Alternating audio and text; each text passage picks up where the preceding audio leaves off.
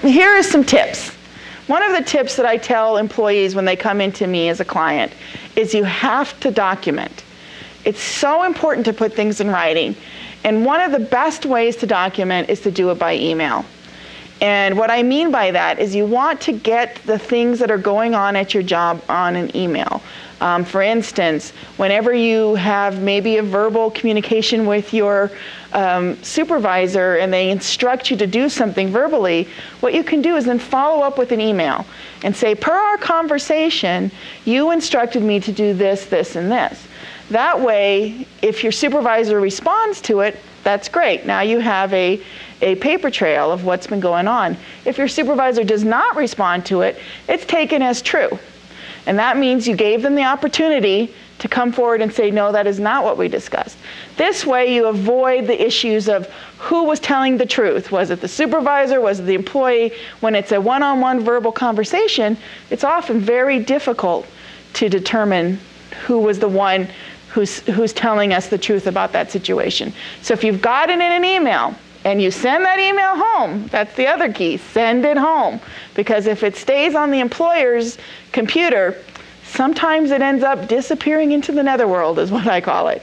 So go ahead, just send it home to your home email address, and now you've got a really good email documentation of what's going on in your job.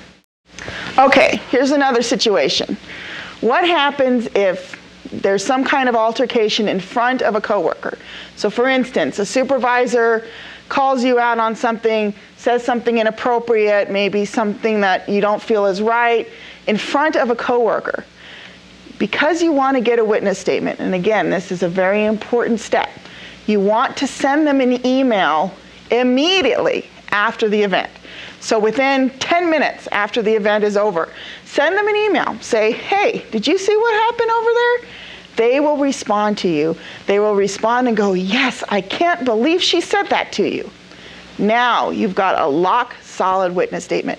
Because unfortunately, and I've seen this over and over again, even though your coworker says they'll support you, and even if your coworker says they're your friend and they'll be there for you, when push comes to shove and their job is on the line, most of the time they won't be there for you.